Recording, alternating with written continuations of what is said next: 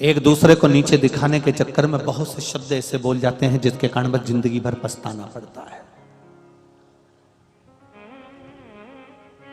देवऋषि नारद ने एक शब्द कह दिया था, जिसको महादेव नहीं जीत पाए उस कामदेव को मैंने जीता है। तो महादेव से कोई पूछे तो सही कि महादेव ने कामदेव को क्यों नहीं जीता?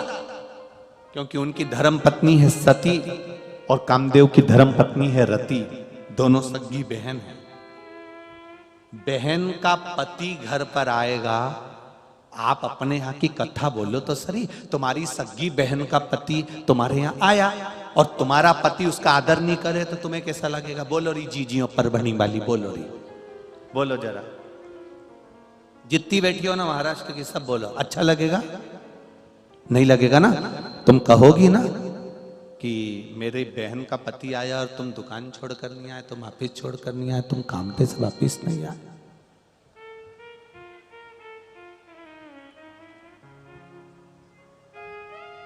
पति कहेगा मैंने दुकान पे उनसे मिल लिया था, भले मिल लिए थे पर कम से कम आधा घंटा तो देते थोड़ा बहुत तुमको।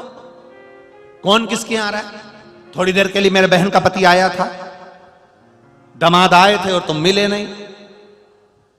भगवान शिव जैसी रिश्तेदारी दुनिया में कोई नहीं निभा सकता। शंकर जी को लगा कामदेव आया है, रति का पति आया है, मैं सती का पति हूं, वो रति का पति है। अगर उसके आने पर भी मैंने आंख नहीं खोली तो मैं घर गया ना तो सती मुझसे कहेगी कि मेरी बहन का पति आया था, तुम उसको एक निगाह उठा के नहीं देख पाए। तो भगवान शंकर ने सोचा कामदेव आया है तो मैं निगाह उठा कर देख लूं, एक बार मैं उसको देखूं तो सही। भगवान ने देखा। अब नारद जी को कौन समझाए कि रिश्तेदारी निभाना शिव जी से सीखना चाहिए। उनके बराबर दुनिया में कोई रिश्तेदारी नहीं निभा सकता जो मेरे देवादिदेव महादेव निभाते, जो मेरे शिव निभाते, जो मेरे शंकर निभाते।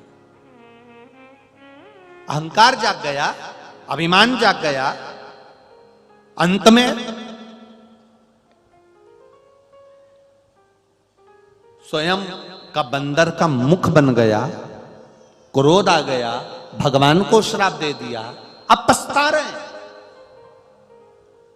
कि मैंने अहंकार के शब्द कैसे बोल दिए, मैंने अभिमान के शब्द कैसे कह दिए, मेरी मुक्ति कैसे होगी, मेरा मोक्ष कैसे होगा, मैं इस अभिमान से बाहर कैसे निकलूंगा।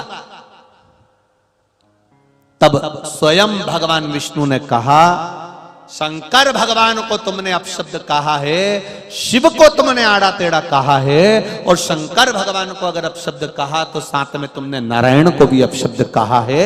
ऐसी भूमि, ऐसी जगह जहां पर नारायण और शिव दोनों साथ रहते हो, ऐसी जगह पर जाकर तुम्हें तप करना चाहिए।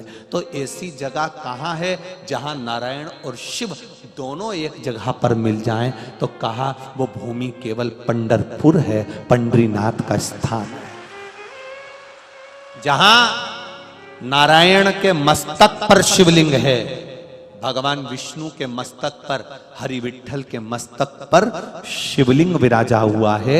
ऐसी पावन धरा पर जाकर तुम तप करो।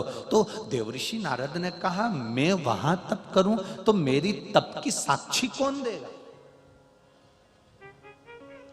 कौन मेरे तप की साक्षी देगा?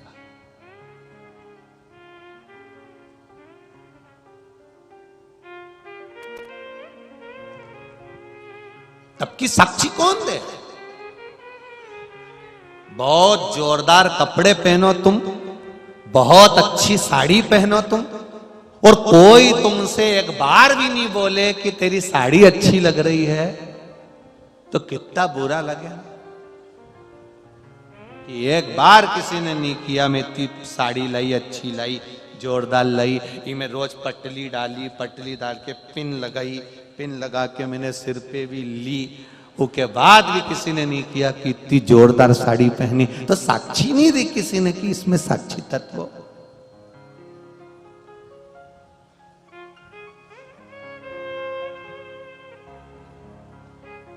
साक्षी कौन देगा? कि देवऋषि नारद का जो अभिमान टूटा, उसका जो तप करा, उसकी साक्षी कौन देगा? तो क्या साक्षी वही दे सकता है जिसने तुमने तप करा और तुमसे ज्यादा जिसने तप करा।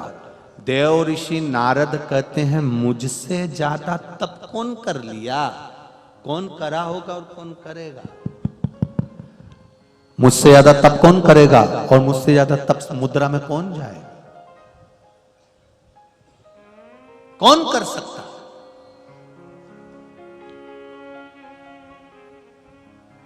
तब भगवान विष्णु ने कहा तुमसे ज्यादा तप करने के लिए, तुमसे ज्यादा तप करने वाली एक है।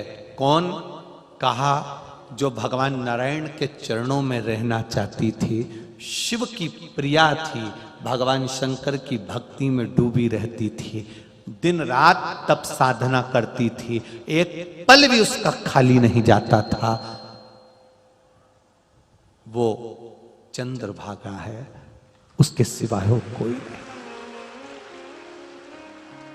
वो चंद्रभागा,